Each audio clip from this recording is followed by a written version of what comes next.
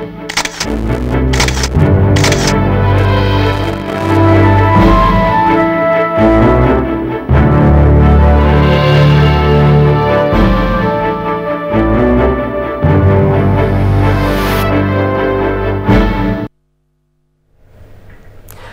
আলাইকুম। শুরু করছি জনপদের খবর, সাথে আছি মোহাম্মদ রাইহান। এখনকার এই সংবাদ আয়োজন একই সঙ্গে চ্যানেল আই এর ইউটিউব চ্যানেল এবং চ্যানেল আই এর ওটিটি প্ল্যাটফর্ম আই স্ক্রিনে লাইভ স্ট্রিম হচ্ছে। দেশে প্রথমবারের মতো চট্টগ্রাম সন্দ্বীপ রুটে সমুদ্রপথে ফেরি চলাচল শুরু হলো। সকাল 8:30টায় চট্টগ্রামের সীতাকুণ্ডের বাঁশবাড়িয়া ঘাটে এই ফেরি সেবার উদ্বোধন করেন নৌ পরিবহন উপদেষ্টা অবসরপ্রাপ্ত brigadier general M Sakhawat Hossain.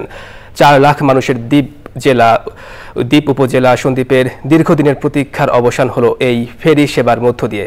সাগরবক্ষের এই দ্বীপের সঙ্গে মূল ভূখণ্ডের সরাসরি যোগাযোগের স্বপ্ন পূরণ হলো। সন্দ্বীপ উপজেলা মাঠে এ উপলক্ষে সুধী সমাবেশে ভার্চুয়ালি যুক্ত হয়ে সন্দ্বীপবাসীকে শুভেচ্ছা জানান প্রধান উপদেষ্টা ডক্টর মোহাম্মদ ইউনূস। সন্দ্বীপ থেকে জাহিদ হাসান শাকিলের তথ্য ভিডিও চিত্রে সুদীপ্তা মাহমুদের রিপোর্ট। সন্দ্বীপবাসীর দীর্ঘদিনের দুর্ভোগের অবসান হলো চট্টগ্রামের সীতাকুণ্ড উপজেলার বাঁশবাড়িয়া থেকে সন্দ্বীপের গুপ্তছড়া ঘাট পর্যন্ত ফেরি চলাচল সার্ভিস চালুর মধ্য দিয়ে। উদ্বোধনের পর প্রথমবার সোমবার সকাল 9টায় সন্দ্বীপের উদ্দেশ্যে ফেরি যাত্রা করে। ফেরি সেবা চালু করতে 2 প্রান্তে নতুন সড়ক, পার্কিং ও ফেরিঘাট নির্মাণ করা হয়েছে। আজকে সন্দ্বীপের মানুষ উদ্বেলিত, আনন্দে উচ্ছ্বাসিত। আমরা আশা করব আমাদের জন্য যে ফেরিটা, আমাদের এই কোস্টাল যে ফেরিটা আমাদের জন্য বানানো হচ্ছে, যে সেটা মানে খুব দ্রুত এটা আমাদের সন্দ্বীপে আসবে। বর্তমান উপদেষ্টা পরিষদ সহ সন্দ্বীপের মানুষের সকলকে অভিনন্দন জানিয়ে আনুষ্ঠানিক উদ্বোধনের আগে হয়েছে পরীক্ষামূলক চলাচল। এর আগে একাধিকবার উদ্যোগ নিয়েও এই পথে ফেরি সার্ভিস চালু করা সম্ভব হয়নি। এটা কিন্তু খুব কঠিন, সহজ কাজ না কিন্তু, এবং এই কারণেই কিন্তু এতদিন হয় নাই। তো ওনারা এটাকে চ্যালেঞ্জ হিসেবে গ্রহণ করছেন এবং ওনারা সফল হয়েছেন এই যে আজকের এর মাধ্যমে। কিন্তু এটা এখনো কনস্ট্যান্টলি মনিটরিং করতে হবে। খুব খুশি লাগছে আজকে সন্দ্বীপের মানুষের জন্য, আর খুব খুশি লাগছে যে ফজল ভাই যে ভেবেছেন যে ওনার এলাকার মানুষদের এই সমস্যাটার সমাধান করতে হবে। দুই ঘাটের নাম শহীদ মাহিন আর মাহমুদুর রহমান সৈকতের নামে যাতে কালকে থেকে হয়, বিআইডব্লিউটি এর চেয়ারম্যান মহোদয় এই কাজটি গ্রহণ করবেন।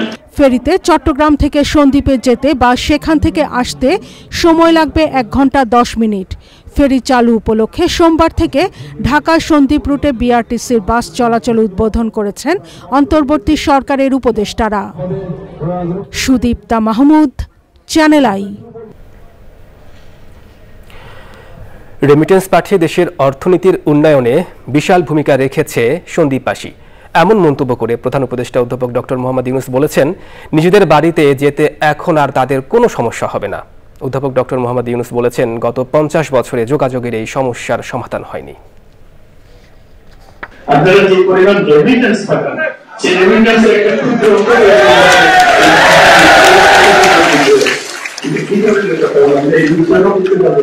আপনাদের পয়সার অভাব হচ্ছে না, এটা তো মনে হয়। এটা শুধু আপনাদের সেই সুযোগটা যাতায়াতের সুযোগটা করে দিলে সমস্ত কিছু হয়ে যেতে পারবে।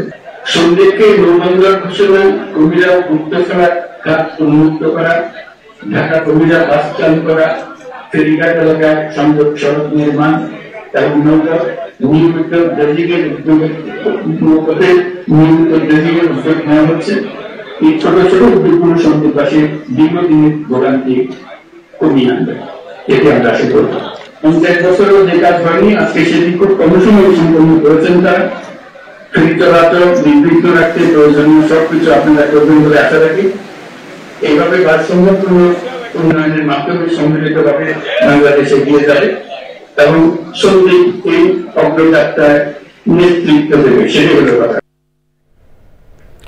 রংপুরের পীরগাছায় তিস্তা নদীর উপর সেতুর অভাবে 30 গ্রামের মানুষ দুর্ভোগে পড়েছেন। অন্তর্বর্তী সরকারের আমলে সেতু নির্মাণ কাজ শুরুর দাবি জানিয়েছেন স্থানীয় বাসিন্দারা। এহসানুল হক সুমনের ভিডিও চিত্রে মেরিনা লাভলির রিপোর্ট। উজানের ঢল নেই তিস্তায়, তাই হাঁটু পানিতে পার হচ্ছেন মানুষ ও ফসল পরিবহনের ঘোড়া। শিশুদের জলকেলি আর খুনসুটি তিস্তার পানিতে। যোগাযোগের সেতু না থাকায় রংপুরের পীরগাছা উপজেলার ছাওলা ইউনিয়ন ও কুড়িগ্রামের উলিপুরের থেত্রাই চরের উভয় পার্শ্বের বাসিন্দাদের যোগাযোগ, চরে উৎপাদিত কৃষি পণ্য পরিবহনের একমাত্র অবলম্বন ঘোড়ার গাড়ি ও নৌকা। শুষ্ক মৌসুমে নিদারুণ কষ্ট ও ভরা বর্ষায় জীবন ঝুঁকি নিয়ে পারাপার হতে হয় দুই উপজেলার মানুষকে। অনেক দূর থেকে আমরা আসি, মানে গাড়ি খাটার অভাবে আমরা হাঁটি আসি আর হাঁটি যাই। এই পাশ থেকে আসার পথে যখন নৌকা পাবো তখন নৌকায় চলে আসি, আর না পাইলে আমরা তখন ওখানেই আমাদের থাকতে হয়, আমাদের পরীক্ষাও মিস হয়। নৌকাতে মাল পার করতে খুব কষ্ট হয়। আলু, ধান, ভুট্টা যাহা আছে, পেঁয়াজ, রসুন সম্পূর্ণ ওই উমের পার হয়ে আনা। স্থানীয়রা বলছেন নদী শাসন না হয় প্রতি বছর বর্ষায় ভাঙছে হাজারো ঘরবাড়ি, ফসলি জমি। প্রাণ প্রকৃতির উপর পড়েছে বিরূপ প্রভাব। বিগত সময়ে জনপ্রতিনিধিরা সেতু নির্মাণ নিয়ে ভোটের রাজনীতি করলেও এবার অন্তর্বর্তী সরকারের উপদেষ্টা দিয়েছেন ইতিবাচক সাড়া। পীরগাছা থেকে চিলমারি আপনাদের দীর্ঘদিনের দাবি একটি সংযোগ ব্রিজ করার। আমি আপনাদেরকে আশ্বস্ত করতে চাই, অন্তর্বর্তীকালীন সরকারের সময়ে সেই ব্রিজের কাজের উদ্বোধনটা আমরা করে দিয়ে যেতে চাই। কুড়িগ্রামের থেতরাই থেকে রংপুরের ছাওলা ইউনিয়নের বোল্ডারের পার পর্যন্ত 4 কিলোমিটার দূরত্ব। সেতুটি নির্মাণ হলে 30টি গ্রামের মানুষের যোগাযোগ ব্যবস্থার উন্নয়ন সহ রক্ষা পাবে নদী ভাঙন থেকে। রংপুর থেকে মেরিনা লাভলি, চ্যানেল আই। মাদারীপুরে পৌর শ্রমিক দলের কমিটি গঠনকে কেন্দ্র করে সদর উপজেলা শ্রমিক দলের একাংশের সভাপতি শাকিল মুন্সিকে হত্যা করেছে প্রতিপক্ষের লোকজন। রাত 10টার দিকে মাদারীপুর সদর উপজেলার নতুন মাদারীপুর এলাকায় এই হামলা হয়েছে। পুলিশ ও স্থানীয়রা জানিয়েছে, মাদারীপুর পৌর আওয়ামী লীগের সাধারণ সম্পাদক মনিরুজ্জামান আক্তার হাওলাদারের ছোট ভাই যুবলীগ নেতা লিটন হাওলাদারকে পৌর শ্রমিক দলের সভাপতি করা হয়।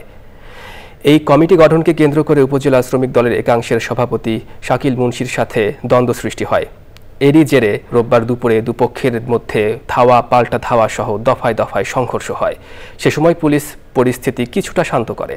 রাতে লিটন হাওলাদার গ্রুপের সমর্থকরা শাকিল মুন্সিকে কুপিয়ে আহত করলে স্থানীয়রা তাকে উদ্ধার করে মাদারীপুর সদর হাসপাতালে ভর্তি করে। সেখানে চিকিৎসাধীন অবস্থায় রাতে মারা যান শাকিল। এলাকায় উত্তেজনা বিরাজ করছে। এবার সারা দেশের খবরাখবর নিয়ে প্রতিনিধিদের পাঠানো তথ্য ভিডিও চিত্রে আল মুকসিদের রিপোর্ট। রংপুরের নতুন রাজনৈতিক বন্দোবস্ত প্রতিষ্ঠায় আলোচনা সভা করেছে গণসংহতি আন্দোলন। সভায় বক্তৃতা করেন গণসংহতি আন্দোলনের প্রধান সমন্বয়কারী জোনায়েদ সাগি। উপজেলা সহকারী প্রাথমিক শিক্ষা কর্মকর্তাদের গ্রেড উন্নীতকরণের দাবিতে ব্রাহ্মণবাড়িয়ায় স্মারকলিপি দিয়েছেন জেলার কর্মরত সহকারী উপজেলা শিক্ষা কর্মকর্তারা। জামালপুরে সমবায় সমিতির আমানতের অর্থ ফেরত ও দোষীদের গ্রেফতারের দাবিতে বিক্ষোভ সমাবেশ করেছে গ্রাহকরা। মাদারগঞ্জে 30টিরও বেশি সমিতির 30,000 গ্রাহকের 1,500 কোটি টাকা আত্মসাতের অভিযোগ করেছে বিক্ষোভকারীরা। 5 দফা দাবিতে ঝিনাইদহে মানববন্ধন কর্মসূচি পালন করেছে মসজিদ ভিত্তিক শিশু ও গণশিক্ষা কার্যক্রম প্রকল্পের শিক্ষকরা। রাঙামাটিতে 5 দফা দাবিতে মানববন্ধন ও সমাবেশ করেছে প্রকল্পের শিক্ষকরা। প্রধান অতিথি ছিলেন ইসলামিক ফাউন্ডেশনের উপপরিচালক মোহাম্মদ ইকবাল বাহার চৌধুরী। ঝিনাইদহের কালীগঞ্জে কিরাত প্রতিযোগিতা হয়েছে। প্রতিযোগিতায় উপজেলার বিভিন্ন মাদ্রাসার 68 জন হাফেজ অংশগ্রহণ করেন। চূড়ান্ত পর্বে 3 জনকে পুরস্কার দেওয়া হয়। আওয়ামী লীগের রাজনীতি নিষিদ্ধের দাবিতে খুলনায় বিক্ষোভ মিছিল ও সমাবেশ করেছে জাতীয় নাগরিক পার্টি। নারী শিশু ধর্ষণ, নির্যাতন, হত্যা বন্ধ ও সুষ্ঠু বিচারের দাবিতে মৌলভীবাজারে বিক্ষোভ সমাবেশ করেছে সমাজতান্ত্রিক মহিলা ফোরাম, ছাত্র ফ্রন্ট ও চরণ সাংস্কৃতিক কেন্দ্র। পলিটেকনিকের ক্রাফট ইনস্ট্রাক্টরদের অবৈধ রিট বাতিল সহ 6 দফা দাবিতে বিক্ষোভ ও মানববন্ধন করেছে Nilphamari institute of science and টেকনোলজির শিক্ষার্থীরা। পাবনার উন্নত ভাবনা নিয়ে জেলায় কর্মরত সাংবাদিকদের সাথে মতবিনিময় করেছে শেকর পাবনা ফাউন্ডেশন। প্রধান অতিথি ছিলেন পাবনা প্রেস ক্লাবের সভাপতি আখতারুজ্জামান আক্তার।